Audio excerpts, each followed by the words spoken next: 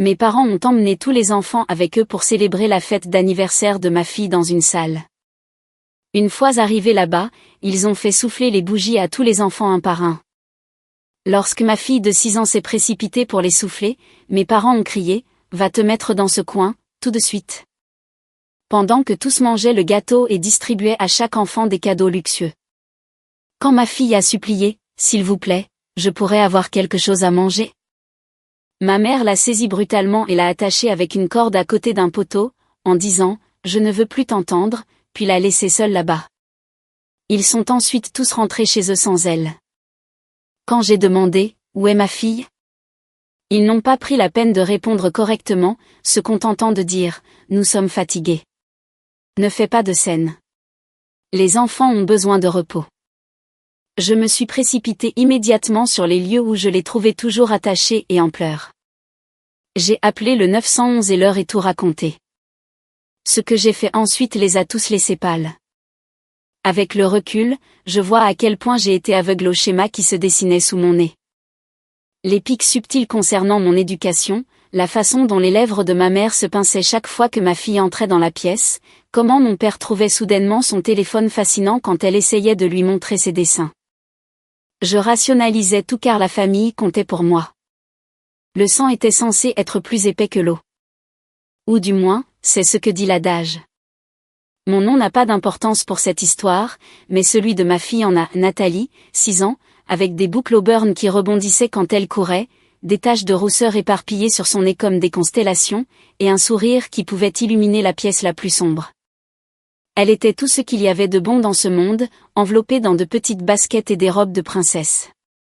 Les problèmes ont commencé 3 mois après mon divorce avec le père de Nathalie, bien que l'appeler ainsi semble généreux étant donné son absence totale dans sa vie.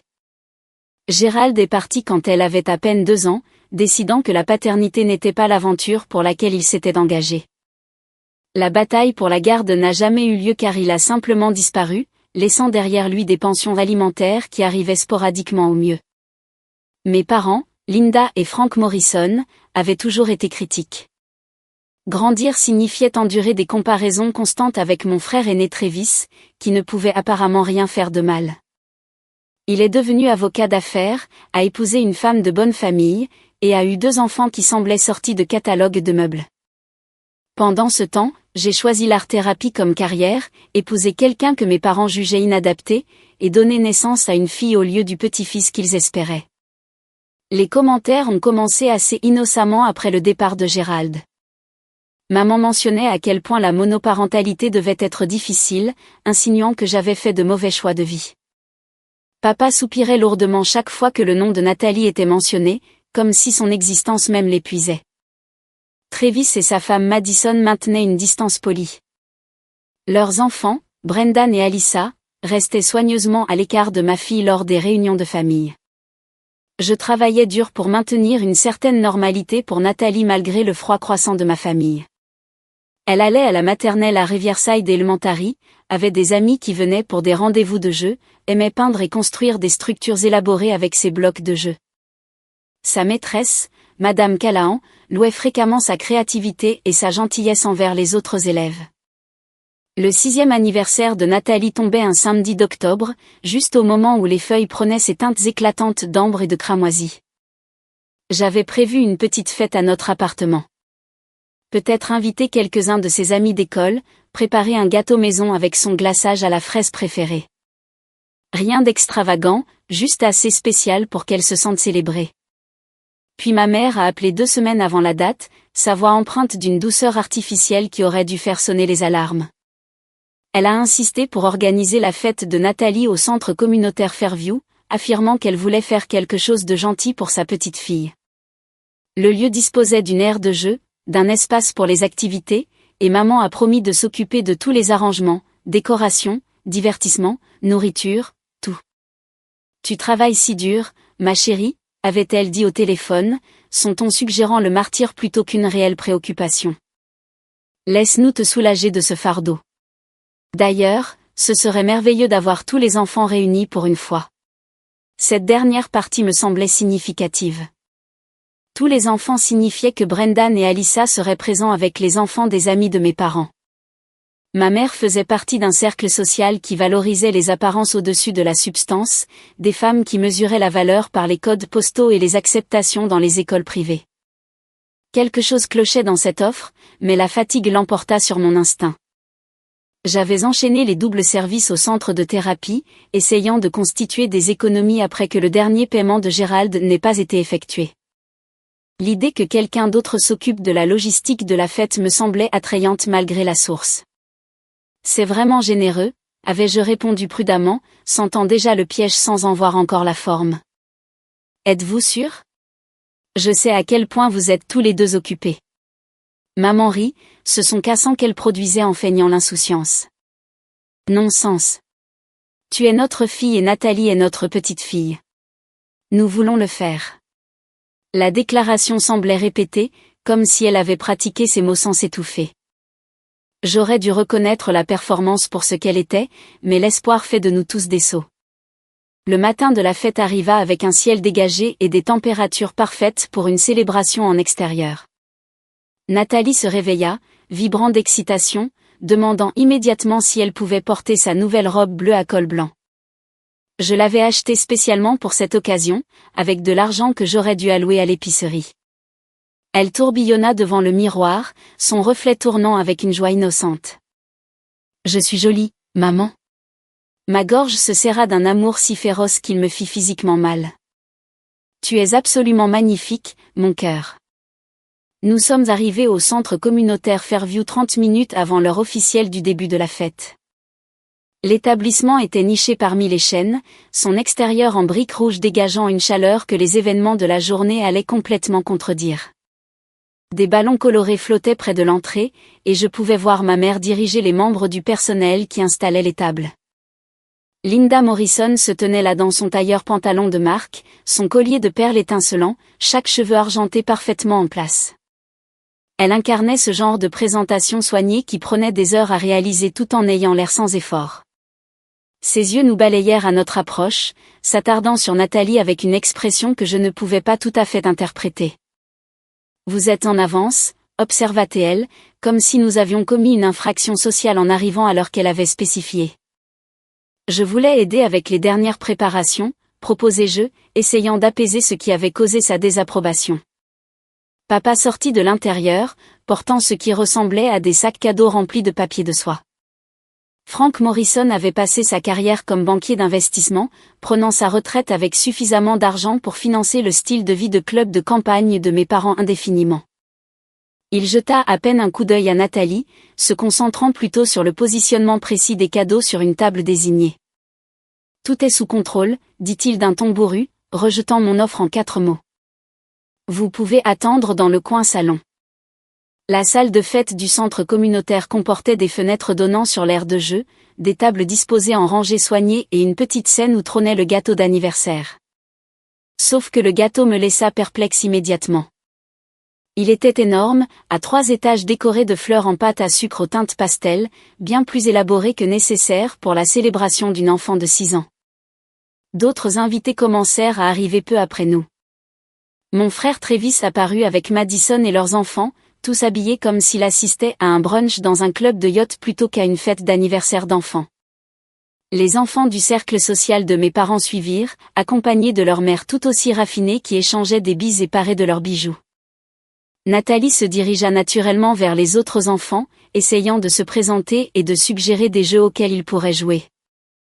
J'ai vu Brendan lui tourner délibérément le dos tandis qu'Alyssa chuchotait quelque chose à une autre fille qui les fit rire cruellement toutes les deux. Le rejet frappa Nathalie visiblement, ses épaules s'affaissant même si elle maintenait son sourire. Ma mère claqua vivement des mains, attirant l'attention de tous. « Les enfants, commençons notre célébration. Nous avons tant d'activités passionnantes de prévues. » Ce qui a suivi me hantera pour toujours. Maman a orchestré des jeux de fête auxquels Nathalie n'était pas autorisée à participer. Des chaises musicales qui l'excluaient spécifiquement, une chasse au trésor où elle ne recevait aucune carte, un atelier d'artisanat où on lui disait que toutes les fournitures étaient épuisées. Chaque activité incluait tous les autres enfants tandis que ma fille restait à l'écart, regardant avec une confusion qui se transforma progressivement en douleur. J'ai essayé d'intervenir, m'approchant de ma mère avec une alarme grandissante. Pourquoi Nathalie ne participe-t-elle pas au jeu? C'est sa fête d'anniversaire. Le sourire de Linda aurait pu glacer l'eau. Tous les enfants doivent apprendre la patience et un comportement approprié. Vous devriez peut-être vous concentrer à apprendre de meilleures manières à votre fille au lieu de remettre en question mes décisions d'organisation. L'accusation n'avait aucun sens. Nathalie n'avait rien fait de mal, n'avait manifesté aucun problème de comportement qui aurait justifié son exclusion.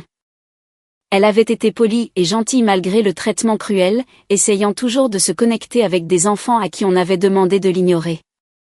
La cérémonie des bougies arriva après 1 heure de cette torture. Ma mère positionna tous les enfants en ligne, annonçant qu'ils auraient chacun leur tour pour souffler les bougies du magnifique gâteau. Un par un, les enfants s'avancèrent pour éteindre les flammes tandis que les adultes applaudissaient avec enthousiasme. Brendan passa le premier, puis Alyssa, suivie par tous les autres enfants présents. Je me tenais près des fenêtres, observant cette mascarade se dérouler, l'estomac noué à chaque salve d'applaudissements. Les autres mères semblaient inconscientes de ce qui se passait. Ou peut-être qu'elles s'en moquaient tout simplement. Elles discutaient entre elles de projets de vacances à venir, de projets de rénovation, de candidatures à des écoles privées, des conversations normales se déroulant autour de cette cruauté anormale. Une femme, que je reconnaissais vaguement du club de lecture de ma mère, s'approcha finalement de moi avec une expression confuse. Je suis désolée, mais quel enfant est celle dont c'est l'anniversaire? J'ai apporté un cadeau, mais je ne suis pas sûre à qui le donner. La question resta en suspens entre nous. Je montrai Nathalie du geste, toujours debout dans son coin désigné, face au mur. Les yeux de la femme s'écarquillèrent légèrement, suivant ma fille du regard vers la célébration qui se déroulait sans elle. Oh, dit-elle simplement, puis s'éloigna sans un mot de plus. Elle n'a pas donné le cadeau à Nathalie. Elle n'a pas remis en question l'arrangement. Elle a simplement accepté cette situation bizarre et est retournée à sa conversation sur les comptoirs en granit. Ce moment a cristallisé quelque chose en moi. Ce n'était pas seulement mes parents qui orchestraient cette torture. Une pièce entière pleine d'adultes était complice par leur silence, leur volonté de participer à une célébration qui excluait délibérément son prétendu invité d'honneur. Ils prenaient du gâteau, ils riaient, ils permettaient à leurs enfants de recevoir des cadeaux tandis qu'une enfant de 6 ans restait bannie et oubliée. Ma mère me surprit à la fixer et sourit. Sourit même, comme si elle avait accompli quelque chose de remarquable. Elle leva légèrement son verre de champagne dans ma direction. Un geste qui semblait à la fois un toast et un défi. Vois ce que je peux faire, disait ce sourire. Vois avec quelle facilité les gens suivent mon exemple quand je décide que quelqu'un n'a pas d'importance. Nathalie attendit patiemment son tour, sautillant presque d'impatience. C'était son gâteau d'anniversaire, son moment de faire un vœu et de souffler les bougies comme elle en rêvait depuis des semaines. Lorsque le dernier enfant eut fini et s'écarta, Nathalie s'élança, une joie pure illuminant son visage. « Va te mettre dans ce coin, tout de suite. » Le cri de ma mère résonna dans la pièce comme un coup de feu. Chaque conversation s'arrêta. Chaque adulte se tourna pour fixer du regard. Nathalie se figea à mi-pas, son expression s'effondrant en confusion et en peur. « Mais c'est mon anniversaire, murmura-t-elle, à peine audible. J'ai dit le coin, maintenant. La voix de Linda portait un venin que je n'avais jamais entendu diriger vers un enfant. Certainement pas sa propre petite fille. Elle désigna le mur du fond où un petit espace existait entre 2 placards de rangement. Des larmes commencèrent à couler sur les joues de Nathalie alors qu'elle marchait lentement vers l'endroit désigné.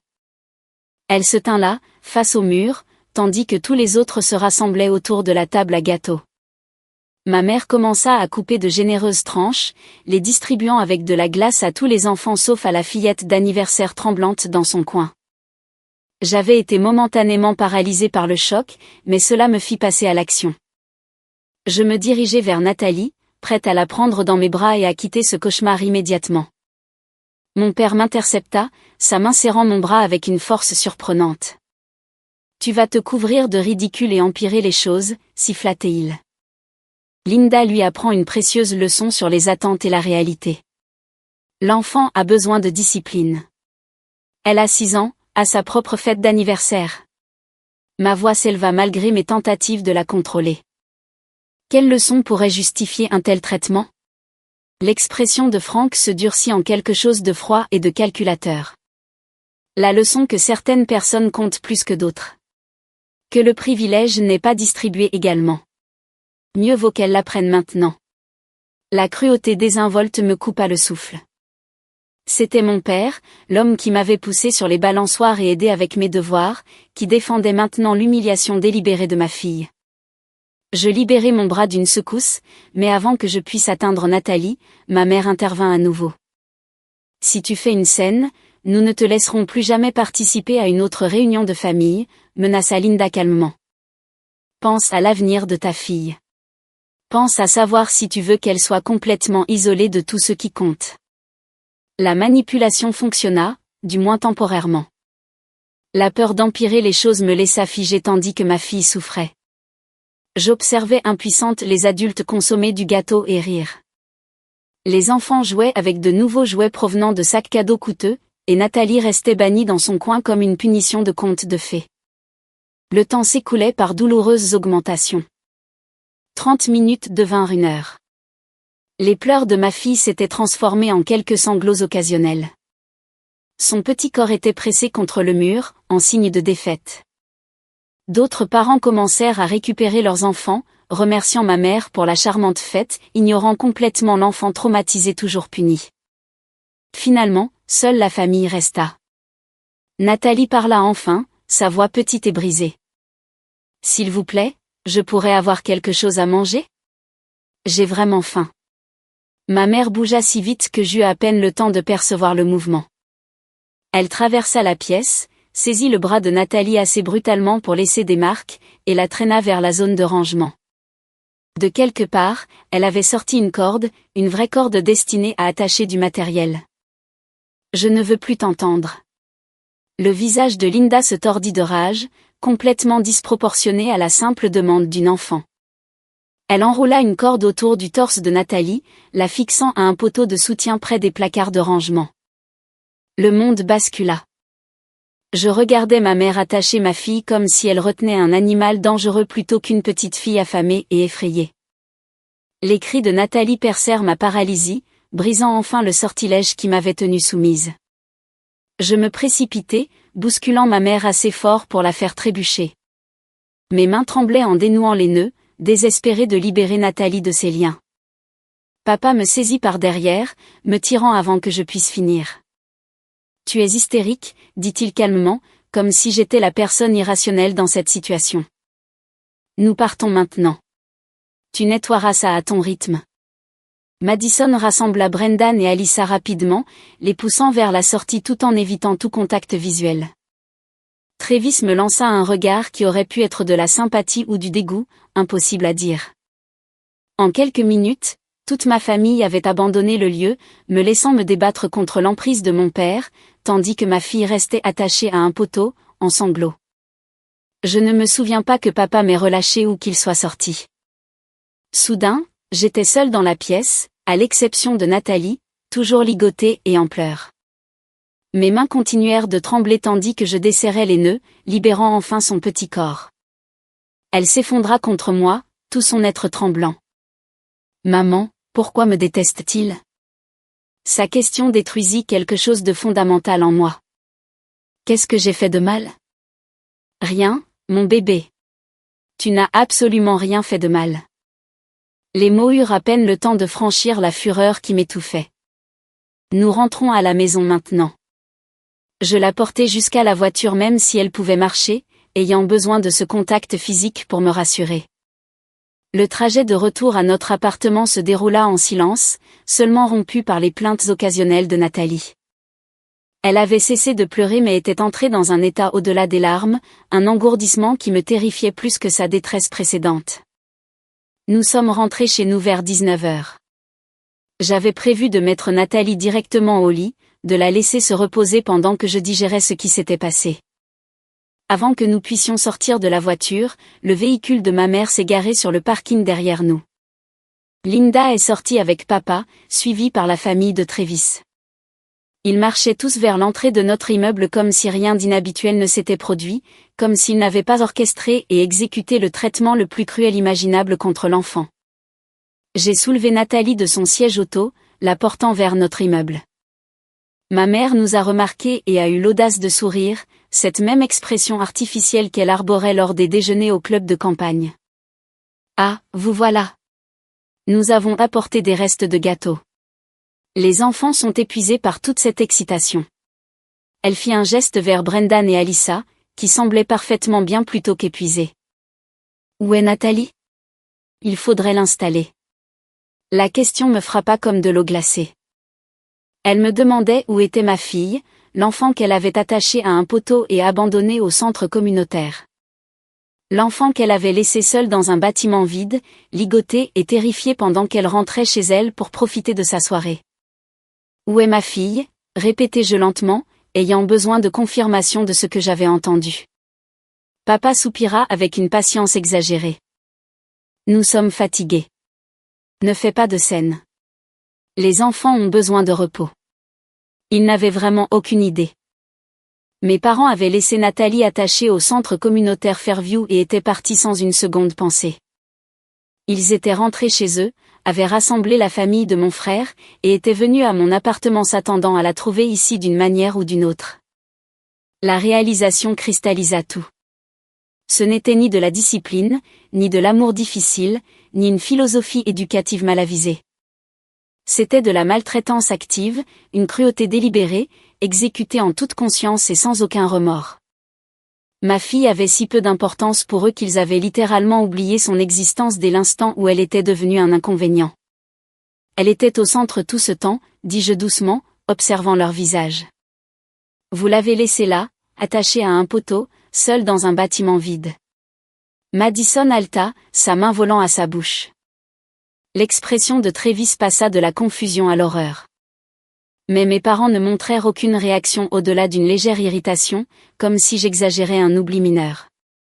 Eh bien, va la chercher alors, dit maman d'un ton désinvolte. Vraiment? Tu es si dramatique à ce sujet. Nous allons attendre ici. Quelque chose se brisa en moi à ces mots.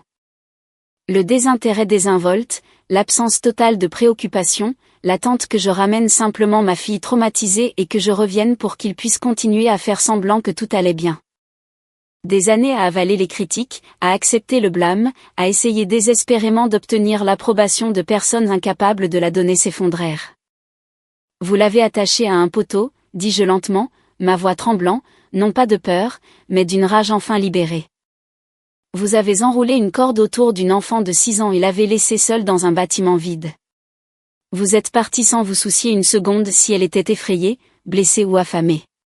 Elle devait apprendre la discipline, interjeta papa, son ton suggérant que c'était évident. Les enfants d'aujourd'hui sont trop gâtés. Un peu d'inconfort forge le caractère. La justification était si absurde, si complètement déconnectée de la réalité que j'ai réellement ri. Le son sortit dur et amer, rien à voir avec de l'humour réel. Travis recula légèrement, reconnaissant peut-être quelque chose de dangereux dans mon expression. Inconfort, répétai-je. Vous appelez le fait d'immobiliser un enfant avec une corde et de l'abandonner de l'inconfort. Vous appelez l'exclure de sa propre fête d'anniversaire de la discipline. Pourquoi exactement était-elle punie? Le visage de ma mère se durcit en l'expression que je connaissais depuis l'enfance, celle qui précédait les leçons sur la déception et l'effort insuffisant. Elle existe, dit Linda platement. C'est une punition suffisante pour elle et un fardeau suffisant pour toi. Nous te rendions service, en lui montrant la vérité sur sa place dans cette famille. Cet aveu me ravit tout espoir qu'il s'agissait d'un terrible malentendu. Elle l'avait dit clairement, sans hésitation ni honte. Le crime de ma fille était d'exister, d'être née de mauvais parents et dans des circonstances que ma famille jugeait inacceptables. Tout ce qui s'était passé ce jour-là avait été délibéré, planifié, exécuté pour apprendre à Nathalie qu'elle n'avait pas sa place. Sortez, dis-je doucement. Sortez de mon immeuble tout de suite. Nous avons fait tout ce chemin, protesta maman comme si cela importait. Le moins que tu puisses faire est de nous offrir un café pendant que tu te calmes. J'installai Nathalie sur le sol du couloir, m'assurant qu'elle était stable. Puis je sortis mon téléphone et composai le 911, maintenant le contact visuel avec ma mère tout en expliquant la situation au répartiteur. Mise en danger d'enfants, séquestration, abus émotionnels, je fournis chaque détail tandis que ma famille restait là, d'abord confuse puis de plus en plus paniquée. Qu'est-ce que tu fais? La voix de Linda s'éleva brusquement. Raccroche ce téléphone tout de suite. Je ne raccrochais pas. Je retournai à ma voiture, le répartiteur toujours en ligne, installai Nathalie dans son siège et retournai au centre communautaire Fairview. La police arrivait déjà lorsque je me suis garée, leurs lumières rouges et bleues peignant l'extérieur en briques du bâtiment de couleur vive. Les policiers entrèrent sur les lieux avec moi, documentant la scène. La corde gisait sur le sol où je l'avais jetée, la position du coin de Nathalie clairement visible, les débris de la fête éparpillés sur les tables. Ils photographièrent tout, recueillirent le témoignage de Nathalie de la manière la plus douce possible, et contactèrent les services de protection de l'enfance. L'agent Martinez, une femme aux yeux gentils et avec 20 ans d'expérience, s'agenouilla à côté de Nathalie, tandis qu'un autre officier prenait ma première déclaration.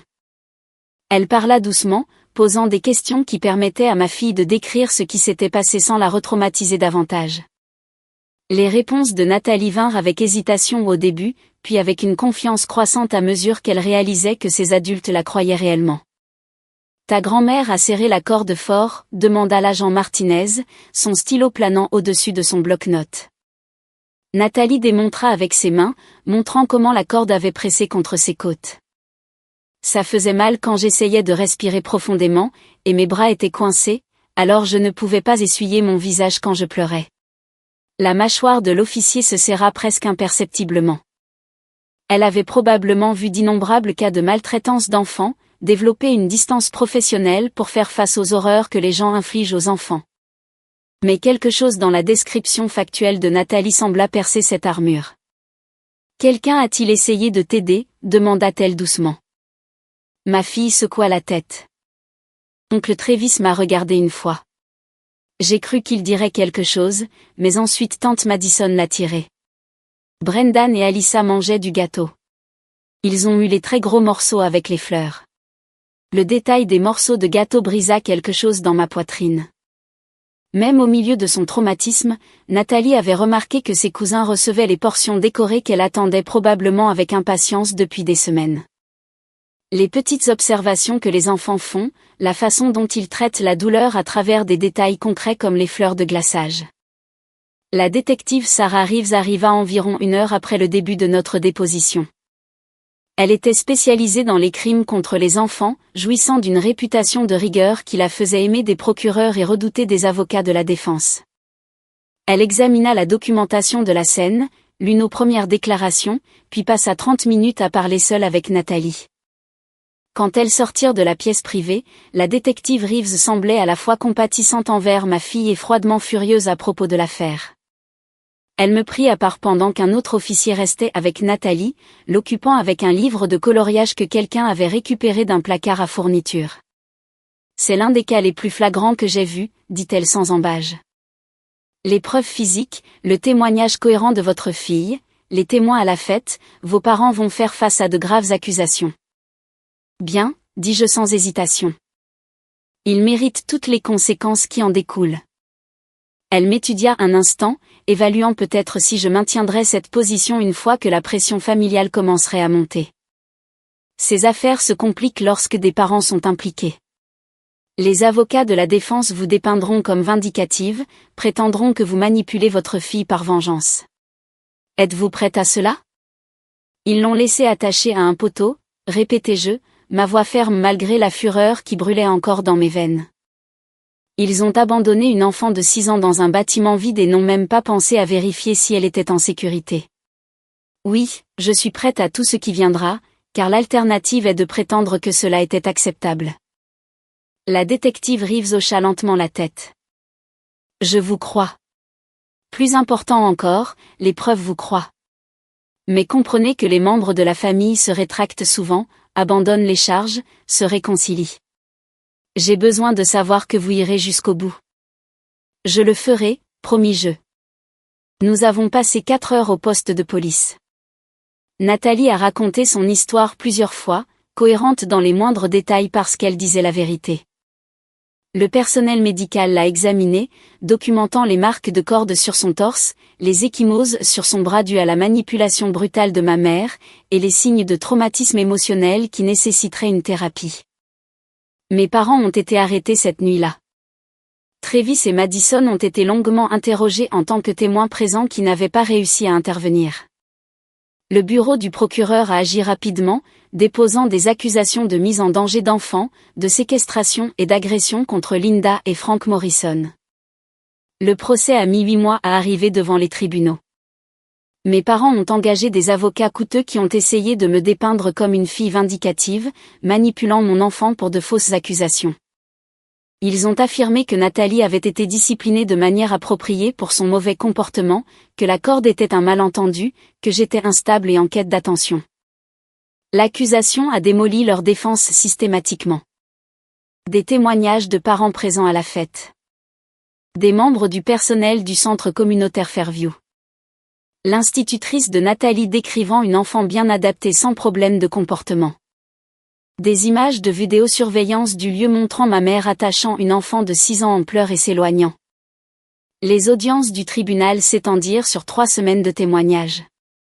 Chaque jour apportait de nouvelles révélations sur le caractère de mes parents, des schémas de comportement que les témoins avaient observés mais jamais remis en question. Des amis du club de lecture de ma mère ont témoigné des commentaires de Linda concernant les petits-enfants à problème et les déceptions dans la lignée familiale. Des connaissances du country club ont rappelé les déclarations de mon père sur les lignées faibles et les échecs génétiques. Un témoin particulièrement accablant fut Madame Eleanor Fitzgerald, qui connaissait ma mère depuis 15 ans par leur travail au sein de fondations caritatives. Elle témoigna d'une conversation 6 mois avant la fête où Linda avait explicitement déclaré son intention d'apprendre à cet enfant, où elle devait se trouver. Je pensais qu'elle parlait de lui enseigner les bonnes manières, dit Madame Fitzgerald à la barre des témoins, la voix tremblante. Je n'avais aucune idée qu'elle voulait dire quelque chose d'aussi cruel. Si j'avais compris, je l'aurais signalé immédiatement. L'avocat de la défense tenta de discréditer son témoignage, suggérant qu'elle embellissait ou se méprenait. Mais Madame Fitzgerald avait pris des notes de leur conversation, une habitude qu'elle conservait pour toutes ses interactions avec la fondation. Les notes documentaient clairement les mots exacts de ma mère, datés et signés. Le pédiatre de Nathalie témoigna de sa santé et de son développement constant, de l'absence de toute préoccupation comportementale qui justifierait une discipline extrême. Madame Callahan, son institutrice de maternelle, apporta des bulletins de progrès montrant la gentillesse de Nathalie envers ses camarades de classe, sa créativité dans ses travaux, son empressement à participer aux activités. Le portrait qu'ils dressèrent contredisait ce que les avocats de mes parents tentaient d'affirmer à propos d'une enfant difficile et perturbée nécessitant une correction sévère. Les images de vidéosurveillance se sont avérées dévastatrices pour la défense. 20 minutes de vidéo claire montrant ma mère attachant Nathalie avec une corde, mon père restant sans objection, tous deux s'éloignant pendant que ma fille pleurait et se débattait contre ces liens. Le jury a regardé en silence complet, plusieurs membres visiblement perturbés par ce qu'ils ont vu. L'avocat de ma mère tenta de faire valoir que les images manquaient de contexte audio, que nous ne pouvions pas savoir ce qui avait été dit ou ce qui avait précédé le fait de l'attacher. L'accusation répliqua en appelant l'assistante gérante du centre communautaire, qui témoigna qu'aucun trouble n'avait eu lieu. Aucun incident comportemental n'expliquerait ou ne justifierait l'immobilisation d'une enfant. Madison craqua pendant son témoignage, admettant qu'elle avait voulu aider mais craignait la réaction de Linda. Travis resta la plupart du temps silencieux, bien qu'il reconnût avoir été témoin des événements et n'avoir rien fait pour les arrêter. Leurs témoignages contribuèrent à obtenir des condamnations sur toutes les accusations. Linda et Frank Morrison reçurent chacun 3 ans de prison avec une peine supplémentaire ajoutée pour leur absence de remords tout au long du procès. Ils ne montrèrent aucun regret, aucune reconnaissance de faute, affirmant que leurs actions avaient été une discipline justifiée jusqu'à ce que le marteau du juge tombe. L'audience de détermination de la peine offrit une dernière occasion à mes parents de montrer de l'humanité, d'exprimer des regrets pour ce qu'ils avaient fait à leur petite fille. La juge Catherine Reynolds les invita spécifiquement à s'adresser à la cour pour démontrer toute compréhension de la gravité de leur crime. Mon père se leva le premier, son costume coûteux le faisant paraître plus petit plutôt que plus imposant. Il s'éclaircit la gorge, jeta un coup d'œil à son avocat, puis s'adressa directement à la juge plutôt qu'à Nathalie ou à moi. Votre honneur, je crois que toute cette situation a été complètement exagérée, commença-t-il, son ton suggérant qu'il était la victime ici. Nous tentions d'inculquer la discipline et un comportement approprié à une enfant qui manquait clairement d'une éducation adéquate. Les méthodes ont peut-être été peu orthodoxes, mais l'intention était corrective plutôt que nuisible. L'expression de la juge Reynolds se durcit. Monsieur Morrison, vous avez attaché une enfant de 6 ans à un poteau et l'avez abandonnée. Il n'y a aucune interprétation de ces faits qui suggère une correction plutôt qu'une cruauté. Elle devait comprendre sa place, insista papa, apparemment incapable de comprendre l'ambiance de la salle. Les enfants d'aujourd'hui ont trop de liberté, trop d'attention. Nous lui enseignons une précieuse leçon sur la hiérarchie et les attentes. Les jointures de la juge s'élargirent légèrement alors qu'elle serrait son marteau. La seule leçon enseignée ce jour-là concernait les profondeurs de la cruauté des adultes envers les enfants vulnérables. Vous n'avez montré aucun remords, aucune compréhension du traumatisme infligé.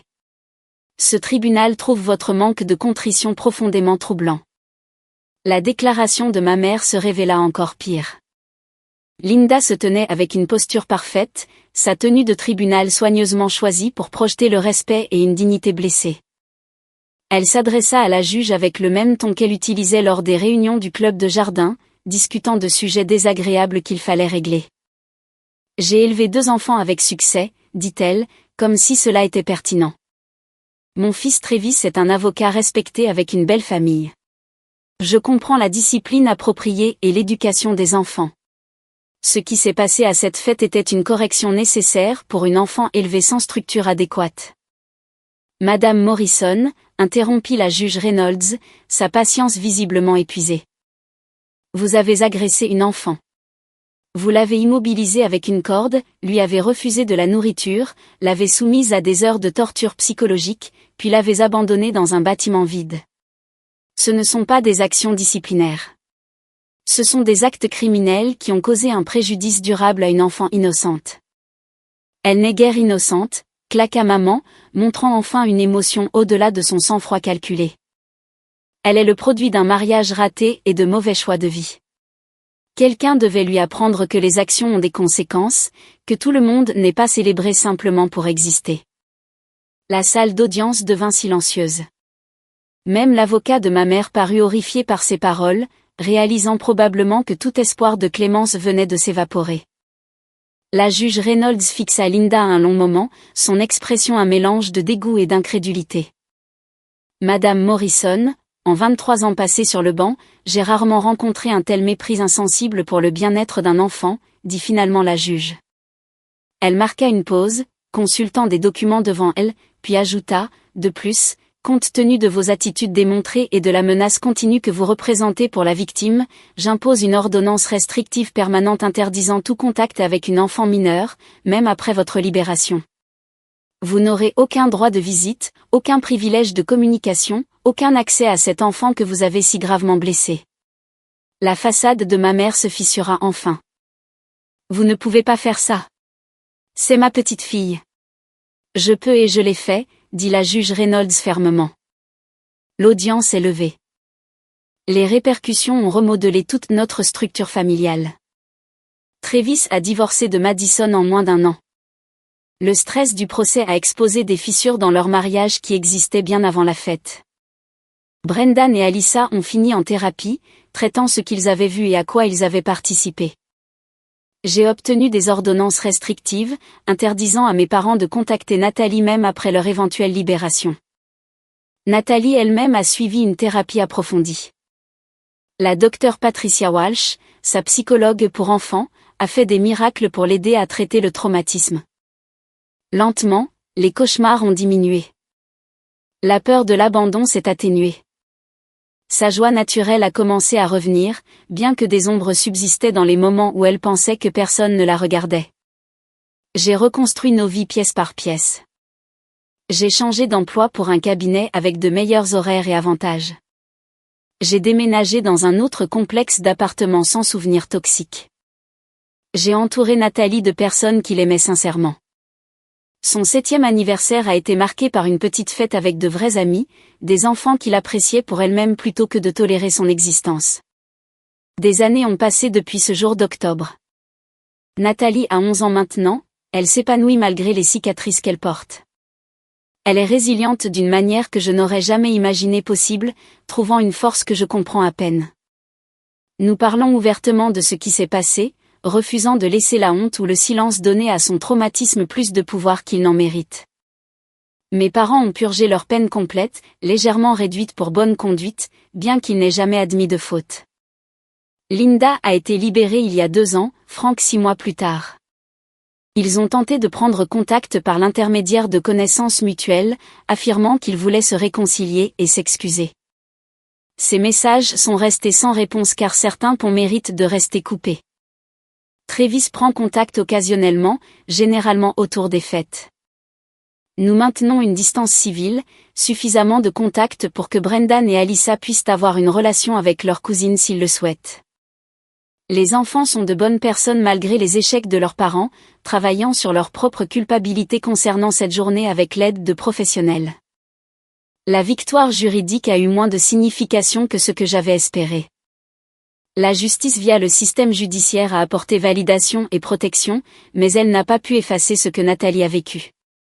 Aucun verdict n'aurait pu lui rendre l'innocence volée cet après-midi-là. La confiance brisée par des personnes qui auraient dû la chérir. Ce qui importait davantage, c'était de la choisir, elle, enfin et complètement, plutôt que de me tenir dans ce poste de police et de faire passer la sécurité de ma fille avant la loyauté familiale, les attentes sociales et l'espoir désespéré que mes parents puissent d'une manière ou d'une autre se transformer en êtres humains décents. Cette décision continue de se propager, guidant chacun de mes choix. Parfois, Nathalie demande si ses grands-parents comprendront un jour ce qu'ils ont fait. Je ne lui mens pas sur la probabilité. Certaines personnes n'ont pas la capacité de ressentir de véritables remords. Leurs égos sont trop fragiles pour accepter la reconnaissance d'un méfait. Linda et Frank Morrison ont construit des identités autour de l'idée d'être supérieurs. Et admettre qu'ils ont torturé une enfant exigerait de démolir toute cette conception d'eux-mêmes. Au lieu de cela, je me concentre sur la manière de montrer à Nathalie à quoi ressemble le véritable amour. Une présence constante, une acceptation inconditionnelle, la célébration de son existence plutôt que sa simple tolérance. Elle mérite une vie remplie de personnes qui voient sa valeur, qui ne rêveraient pas de lui causer de la douleur, qui comprennent que les enfants sont des cadeaux précieux plutôt que des fardeaux à supporter. Le centre communautaire a fermé ses opérations de location de salles de fête après notre incident, mettant en œuvre de nouveaux protocoles exigeant la présence de personnel lors de tous les événements. Petite consolation, mais cela empêche peut-être une autre famille de vivre un traumatisme similaire. Le lieu lui-même est toujours debout, bien que je passe devant sans m'arrêter, refusant de laisser ce bâtiment s'emparer davantage de notre paix. Ma fille portera ses cicatrices pour toujours. Les brûlures de corps ont guéri, mais les blessures psychologiques sont plus profondes et mettent plus de temps à s'estomper. Elle est toujours en thérapie, travaillant sur les problèmes de confiance et les peurs d'abandon qui ressurgissent à des moments inattendus. La Dr Walsh m'assure que le pronostic de Nathalie est excellent, que sa résilience et notre forte relation constituent une base pour une véritable guérison. Je la crois parce que je le dois aussi, car l'alternative est de me noyer dans la rage pour ce qui a été volé à mon enfant. La colère sert son but, alimentant l'action lorsque nécessaire. Mais finalement, elle devient poison si on la laisse tout consumeur. J'ai choisi de transformer cette fureur en détermination, en veillant à ce que Nathalie grandisse en sachant que sa valeur n'est pas déterminée par des personnes trop brisées pour reconnaître la valeur. La fête d'anniversaire infernale nous a appris à toutes les deux de dures leçons sur la loyauté familiale et les mensonges que nous nous racontons sur les liens du sang. Elle a révélé des vérités que j'évitais depuis des années, forçant la confrontation avec des réalités que j'avais rationalisées. Parfois, les personnes qui devraient vous aimer le plus sont incapables de cette émotion, leur cruauté étant délibérée plutôt qu'accidentelle. Mais cela nous a aussi montré une force que nous ne savions pas posséder. Le courage de Nathalie à témoigner, sa volonté de faire confiance à nouveau malgré la trahison, sa capacité à la joie même après avoir traversé une telle obscurité, ma propre capacité à prioriser son bien-être sur des illusions confortables, à brûler tous les ponts si nécessaires pour la garder en sécurité. Nous avons construit quelque chose de mieux sur les cendres de cette relation détruite. Une vie centrée sur des liens authentiques plutôt que des liens obligatoires, entourée de personnes qui gagnent leur place dans notre cercle plutôt que de la réclamer par un ADN partagé. La famille n'est pas toujours une question de biologie. Parfois, c'est une question de choix, de sélection délibérée de ceux qui ont accès à votre cœur. Nathalie comprend cela maintenant d'une manière que la plupart des enfants de 11 ans n'ont jamais besoin de considérer. Elle sait que l'amour se montre par des actions plutôt que d'être proclamé par des mots. Que la cruauté mérite des conséquences, peu importe qui la commet. Que se protéger n'est pas de l'égoïsme, mais de la survie. Mes parents ne reconnaîtront probablement jamais ce qu'ils ont fait, n'offriront jamais les excuses que Nathalie mérite. Ils mourront probablement en maintenant leur innocence, convaincus que toutes leurs actions étaient justifiées. J'ai fait la paix avec cette réalité car leur illusion ne change pas la vérité. Ce qui importe, c'est que Nathalie sache avec une certitude absolue qu'elle est aimée. Qu'elle mérite d'être célébrée plutôt que punie. Que son existence apporte de la joie plutôt qu'un fardeau. Que sa mère la choisira toujours, la protégera, se tiendra entre elle et quiconque lui ferait du mal. La corde qui l'avait ligotée cet après-midi-là fut remplacée par des liens bien plus forts et infiniment plus sains. Des liens construits sur le respect et la gentillesse. Des relations qui nourrissent plutôt qu'elles ne diminuent. Nous avons créé notre propre famille à partir d'amis et de proches choisis. Des personnes qui sont présentes de manière constante et qui aiment inconditionnellement. Parfois, guérir signifie éliminer complètement l'infection, même quand elle partage votre sang. Parfois, protéger son enfant demande de devenir le méchant dans l'histoire de quelqu'un d'autre. Parfois, la justice ressemble à 3 ans de prison, à des ordonnances restrictives permanentes et à la reconstruction d'une vie sans les personnes qui auraient dû être votre fondation. Je n'ai aucun regret d'avoir appelé la police cette nuit-là.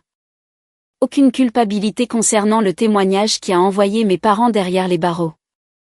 Aucune hésitation quant au choix du bien-être de Nathalie plutôt que l'harmonie familiale. Certaines décisions sont faciles lorsque l'on écarte les complications et que l'on se concentre sur ce qui compte vraiment. Ma fille compte. Sa sécurité, son bonheur, son rétablissement après le traumatisme infligé par des personnes qui auraient dû la chérir. Tout le reste n'est que du bruit.